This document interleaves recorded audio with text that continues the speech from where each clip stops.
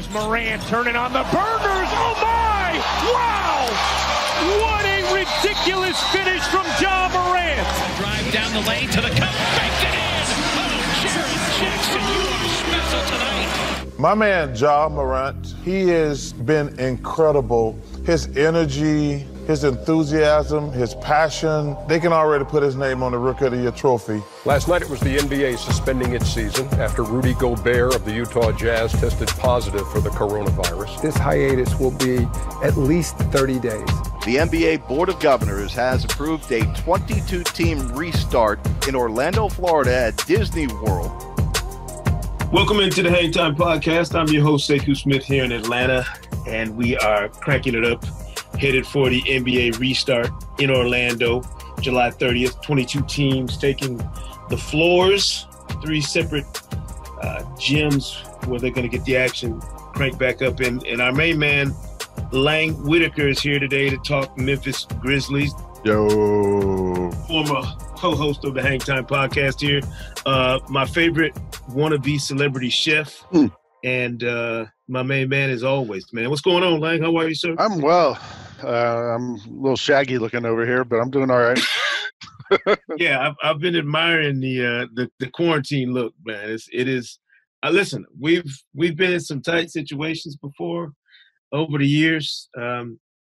I've seen you in some crazy states, but this look now, man, you got to make sure you capture this for eternity now. You got to be the portrait. Yeah, well, the Cooking with Lang videos, I can't shoot them out of order because you can tell each week like the hair gets longer, the beard gets a little wilder, and I'm waiting for the beard to like start going down. It's still going out right now, and I don't.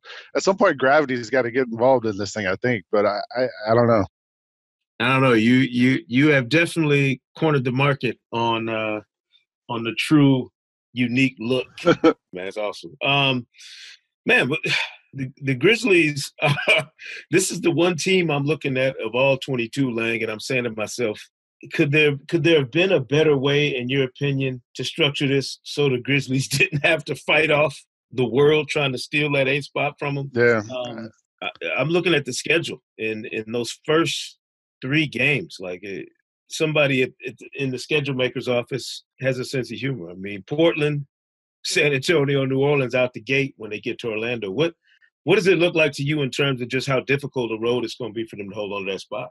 Well, I did retweet the other day. Somebody posted the strength of schedule for all those teams, and the Grizzlies are toward the top half of the. I mean, because it ends with Raptors, Celtics, Bucks is the last 3 games. So I don't know. I mean, I guess the hope is that maybe those 3 teams are kind of resting guys by that point, or but I don't know if they will be. I think teams are going to be trying to get into shape, and they're not going to use those last couple games to rest guys. If anything, they're going to play people their same ramp up toward the playoffs. So the Grizzlies, I think, have a unique sort of advantage in this whole thing, in that playing these games in these arenas in Disney World that are basically neutral sites is going to work in our favor, I think, because we don't have to deal with crowds yelling against us. We don't have to deal with referees getting swayed by the crowds, or being on the road and having guys, the other teams having confidence from being at home and all that stuff. Like it's going to be a flat surface to start off here. And this is a team, remember, like most of the guys on this Grizzlies team played in Summer League last year. And that's kind of what this feels like to me.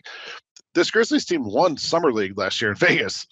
They ran the table out there. So I think these guys, they're so young, they kind of don't know enough to get nervous about all this stuff. And they're pretty fired up and ready to go, I think. That's a good point. And that youth, I mean, you go down here and everybody's had this time off. So yeah, whether you're a young team, old team, everybody's showing up theoretically with rested legs and kind of the energy you'll need to grind through whatever takes place down there. But do you look at the fact that this is the youngest team out there and maybe, like you said, this is something that benefits Taylor Jenkins and his crew down there as opposed to something that could be a hindrance? Yeah, I think 100% it benefits them. And I mean, not just having rested legs, when this whole thing stopped, don't forget, like Jaren Jackson was hurt at the time, as was Brandon Clark, as was Grayson Allen. So, 4 rotation players were hurt when this thing happened. And at the time, it was kind of just hoping that the Grizzlies were going to be able to hang around until they got some of those guys back for the stretch run and hope they would still kind of be in that playoff hunt or at least hang on to that 8 spot long enough to get one of those guys back. I think Grayson's kind of the question mark there. And Taylor said the other day that he's going to go with them to Florida and they'll kind of see how he fits in there. But to have those other guys back, to have, your second leading scorer, Jaren Jackson, back, and your probably best player off the bench, Brandon Clark, back, that's a pretty good group to have coming back to bolster what was already running pretty well, when they got there. As for youth, the oldest guys on this team are Gorgie Jang is 30, and then they just re-signed Tolliver. And he's 33, 34, I think. So those are the two guys. Those are the two oldest guys. Everyone else is like 20, 22, 23, 24. Like, it's a really young group, and I just think they're not going to really be intimidated because they don't know any better. Yeah, that's a great point. I almost feel like people have forgotten about Jaren Jackson. He kind of was out of sight, out of mind, and then Ja Morant shows up and is putting on highlight shows every night. But how good do you think Jaren Jackson is at this stage of his career? I mean, he started out with a bang as a rookie. And then, had an injury issue, again, another issue this year. I just feel like people aren't locked in on how talented this dude is. I think a lot of people kind of forgot last year because he was really good that first half of the season. Then he missed like the last third with that thigh injury. And then, like you said, this year, Ja kind of sold out of the headlines. But Jaren's gotten a lot better, I would say, the last 2-3 months, particularly defensively. Like he's managed to stay out of foul trouble. And that's been like his bugaboo the whole time he's been in the NBA. Like almost every game he'd pick up 2 fouls quickly and have to go to the bench. And that's been the main thing limiting his effectiveness, is just being in foul trouble. And it seems like the last month or two, he's really kind of got the grasp of how to A, stay out of foul trouble, and then B, how to be a force defensively. He's blocking shots and just, playing a little freer, I think, knowing that he has Valanciunas behind him. And being willing to gamble a little bit more. And then offensively, like the Grizzlies use, especially with Taylor Jenkins here, like they've been using Jaren Jackson like a 6'11" Ray Allen. Like they're running him off screens. He's coming off picks on the corner and shooting threes. And, he's the best 3-point shooter on the team. Height doesn't matter there in this NBA that we're looking at now. Like, so I think his he's still younger than Ja too. Remember that. So that's insane. Yeah. Yeah. So like his ceiling is what Michael Jordan say, the roof is the ceiling or whatever. Like that applies to Jaren Jackson. I watched probably more video than I should of Ja Morant playing like pickup ball somewhere, kind of getting his workout in. I saw where he said he's gained 12 pounds. Hashtag muscle watch. Yes. Exactly. And I'm like, I watched the video and I was like, I don't know where he put it because he still looks super slim to me. But I'm fascinated by the idea that Ja Morant could have this, and this is a weird thing for everybody, obviously, the shutdown and the time you have to kind of reflect on whatever you did in the lead up, and then come back now with these new tricks and maybe with some wisdom that you didn't have going into the season. How good do you think Ja is coming out of what he did in what we both think is a Rookie of the Year season, obviously, but just being able to go back in the lab for a few months and kind of zero in on what he needs to improve or what he can do better or how he can attack different?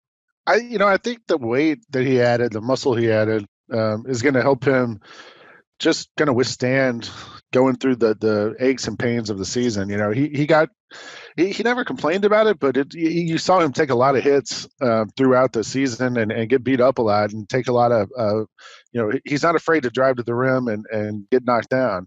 And he always gets up again. But I think that added weights, more than anything, it's just going to help his endurance and help him be able to get through, especially now that they're playing, all these games kind of in quick succession down there.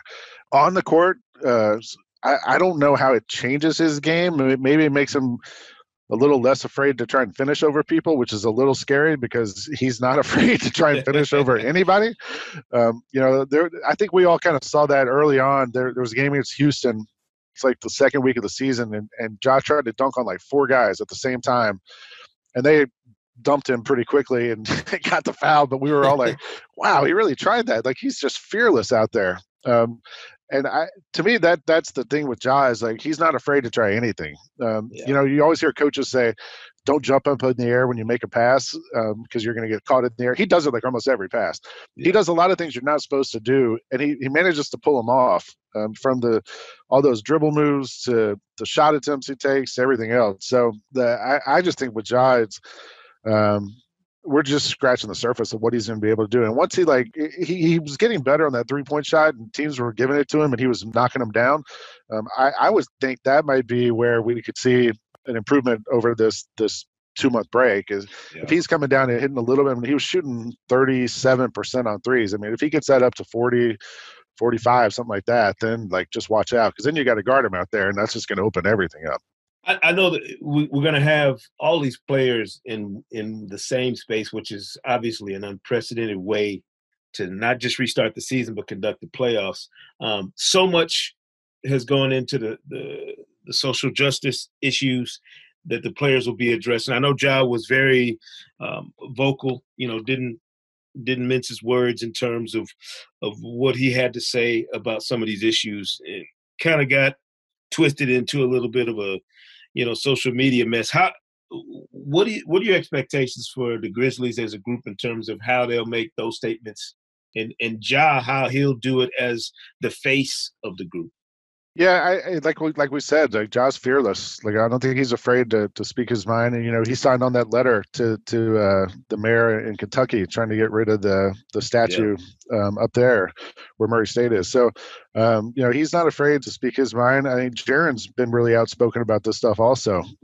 Coming from his background with his dad being an NBA player, and I think also Anthony Tolliver is a guy who's one of the Player Association vice chairs or whatever he is, and is a guy who's well respected around the league and has a voice in all these matters.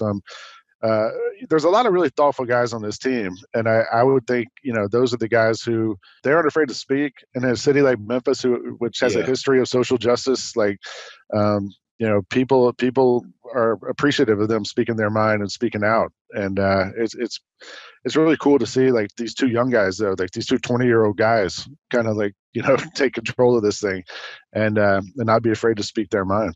I think the restart for everybody is going to be an interesting look at how these teams kind of come together quickly with this training camp and the 8 seeding games that everybody has to play. Obviously, finishing the regular season to see who fits into that playoff picture. We're going to come back after the break here and talk keys to the Magic Kingdom for the Grizzlies. But the one last thing I wanted to get to before we break, are there any concerns you have for this team in terms of just the mechanics of everybody going to this locale, getting back up to speed, all the things that go into the traveling party and just figuring out logistics? Is there anything about it that concerns you for the Grizzlies? The short answer is no. It's a bunch of young guys. I mean, I think for them, this is going to be going to those AAU tournaments that they would go to. And for these guys, that was 2 years ago, right. It wasn't that long ago. So I think for the Grizzlies, this is a group that's probably pretty well suited to something like this. I don't want to be too optimistic about it, but I feel they don't have big families and lots of kids to leave behind like some of these other guys do, older players who've been around for a while. These are younger guys, and they're probably, ready to get out there and go to work. That's a great point. Coming back after the break, talking the Memphis Grizzlies on the Hang Time Podcast here with Lang Whitaker. So I like old times. It's like a Hang Time Podcast many moons ago when we spent all the time arguing and yelling. We'll be right back with Lang Whitaker.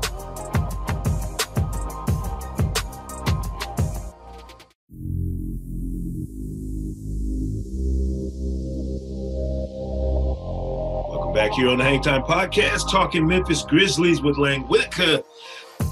Lang, everybody knows Disney is the happiest place on earth. Mm-hmm. So let's talk about this Grizzlies team and what the keys would be for them in Orlando. And we're going to go out on a limb here and talk not just what we know to be the case in some instances, but also what could be potentially if they get down there, hold on to the spot and get into the postseason. First up, the Mr. Incredible for the Grizzlies. Who's going to be the X factor and game changer for the Grizzlies in Orlando?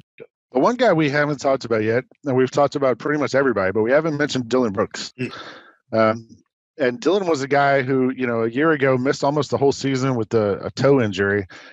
And he came back this year a different player, a much better player, a better scorer, a better offensive player. And he was already like a tenacious defender and probably the best wing defender on the team. But he came back this year and was really that third option they needed on a lot of nights, and got a contract extension out of it right before everything shut down. So I wonder, having that year off last year and then coming back a much better player this year, I'm curious to see what Dylan comes back as. When we get back off this break, having another couple months to get in the lab and develop his game, it paid huge dividends coming into this season, and now he's had this other break, and I'm curious to see what Dylan's able to bring. We know what John and Jaron are going to do, and they're going to bring you 18 points a game, that kind of thing. If Dylan can come in and average 15 a game, I think that's really what they're going to need out of him, and he could be that X factor. I like his spicy take on Andre Iguodala before the deal with him too. I was like, I like the attitude that some of those young players in Memphis have about kind of, circling the wagons, like either with us or against us. I appreciate that about Dylan Brooks. Let it go. What regular season tendency do the Grizzlies need to leave in Memphis in order to make the playoffs in Orlando? The first thing that popped to mind is, during the games is I get to sit pretty close to the bench. And the one thing, these guys, when a play goes against them or a call goes against them or, they're millennials and they start to complain. And the one thing you would hear Taylor say a lot of times, Taylor Jenkins would start yelling, he'll just yell, keep playing, and just remind the guys, like, don't get bogged down in that stuff. If something doesn't go your way, you got to just keep going. You got to keep going. I use it all the time now with the 2K guys when we're playing a game, when Grizz Gaming has a game and something doesn't go our way. And I'm like, guys, keep playing. Yeah. And it's just such a kind of simple thing, but it's a really smart thing. And you hear Taylor say that a lot to these guys. And I think, these guys, it's going to be fun to get back on the court and start the season again, but not everything's going to go your way. And I think, as long as they keep playing and trust the system, they're going to be fine. Yeah. The Beauty and the Beast matchups for the Grizzlies, what's the beauty matchup for them in terms of the one that they probably feel most confident that they have a chance to be successful in?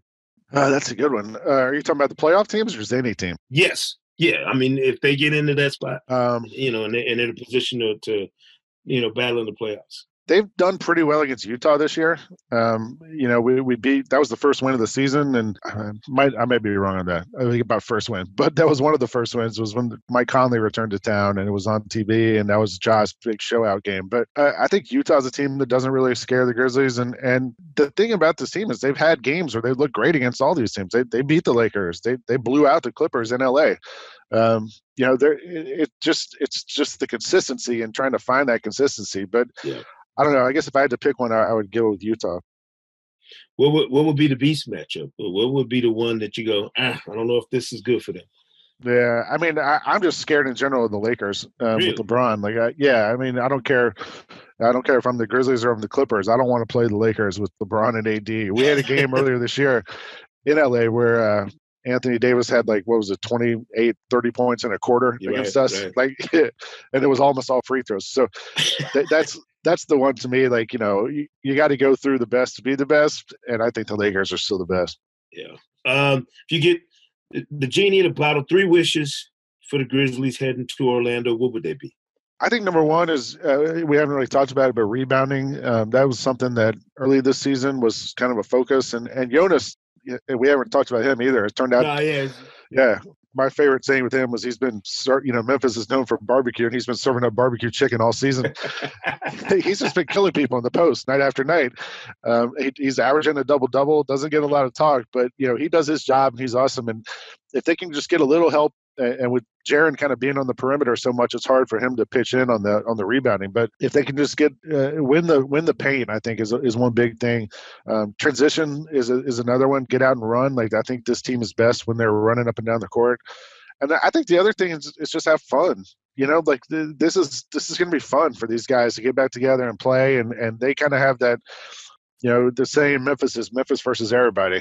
And I think that's the way this thing's kind of shaking it out right now. They feel like everyone is trying to make sure other teams get into the playoffs instead of us, and the teams are going and like people are rooting against us. So this is Memphis versus everybody. Let's go out there and have fun and show people what we can do. Yeah. We've talked about how young this team is. So if anybody should have a good time in the bubble, you figured it's a young group. Yeah. Who's most likely to bring golf clubs, though, of this bunch to Orlando? I mean, these young guys got a little Tiger Woods in. I don't think so. Honestly, I'm trying to think which ones play golf. And I mean, I play golf, and I haven't talked about golf with any of these guys. I don't think any of them play. I mean, if anything, some of them will probably bring their Xbox controller or PlayStation controllers and play that. Right. But yeah, I don't think we got any golfers out there. Anybody a ping pong master? Anybody most likely to show up to the Players Lounge and win a ping pong tournament? Well, they're not allowed to play doubles, right? So yeah, I think it's got to be one-on-one. Yeah, it's singles. So I don't know. I mean, I would guess that Jaron has the reach advantage over most everybody else. But yeah, I would say you never count out Ja, because that dude's a competitor. That's the kind of thing, like, these guys are going to be locked down for 3 months down there, and like, even if you're not a good ping pong player now, you might be by the end of this thing. When I did a Dream Team story for GQ a couple of years ago, and they were sequestered in that hotel in Barcelona. It turned out the best ping pong player on the Dream Team was Christian Laettner. Yeah, that's the only thing he was the best at on that Dream Team. all those dudes I talked to, they were like, yeah, Laettner was just killing everybody in ping pong, and he just killed Michael Jordan. Like, he just wanted to beat Laettner in ping pong, and he couldn't beat him, and he was just challenging over and over and over. And Laettner just stayed up, just killing everybody in ping pong. Well, you got to win something if you're Christian Laettner on the Dream Team. Yeah, that would be it. He found his job. Who's most likely to keep the fashion game tight in the bubble? I saw Jaron. I sat down and interviewed Jaron and Devontae Graham in Chicago during All-Star Weekend. He's a bit of a fashion horse. He is. Yeah, Jaron is. Ja's like a sweatsuit guy. He wears sweatsuits every single game, right? With matching sneakers. Jaron's probably the biggest one. Brandon Clark cares a little bit. Kyle Anderson makes a little effort. Jonas actually probably is right behind Jaron in terms of trying to dress the game. But I wonder if, like, since they're in the bubble down there and, they're just going to be on the bus, like, there's no red carpet, right? Like, I mean, I guess not. I don't know. I would assume maybe they're just going to show up in sweatsuits and play the games, because I don't think they take a shower. I think the game ends and they ride the bus back to the hotel to take a shower. So I don't know if there's even going to be a hashtag NBA style down there. That's a great point. I guess we have to see how they handle it. Maybe it is sweatsuits. Maybe it's everybody uniformed up. It's more summer league look. Interesting. Maybe they could do like a virtual thing, like before the game, or they post their greatest hits or something. Crazy. Last and certainly not least, if there's a fairy tale ending for the Grizzlies, and they have a chance to not only get into the playoffs, but then go on a crazy run, ignite the world, and get out of the West. How does that happen? How do the Grizzlies craft a fairy tale ending in Orlando? I think they got to play that up and down style. That's when they're at their best, is when Ja has the opportunity to kind of be the straw that stirs the drink. He can get up and down the court, do all his stuff, hit these other guys to get them successful. I mean, get them in spots to be successful and hit them with the ball. But it starts with Ja and it ends with Ja. And, I think it's unfair for us to expect a 20-year-old to carry us to the championship right now. But he sure is fun to watch. I can say that. Yeah, and if they make noise, you're right. It probably has to be Ja playing at a superstar level. I mean, that's no doubt about that. Lang Whitaker from Grizz Gaming, Cooking with Lang, my favorite, as I mentioned. So I'm gonna go ahead and give you celebrity chef status. Why not? Everybody else thinks they're a celebrity chef. No reason you can't join those ranks. Appreciate you as always, man. Certainly hoping that we get a chance to talk Grizz in Orlando. Appreciate it, Sekou, and I'll talk to you soon, I guess. No doubt, brother. Stay safe. I know we're not out of the woods on this pandemic, so make sure you and the fam stay safe, man. Appreciate you as always. You too. Appreciate you.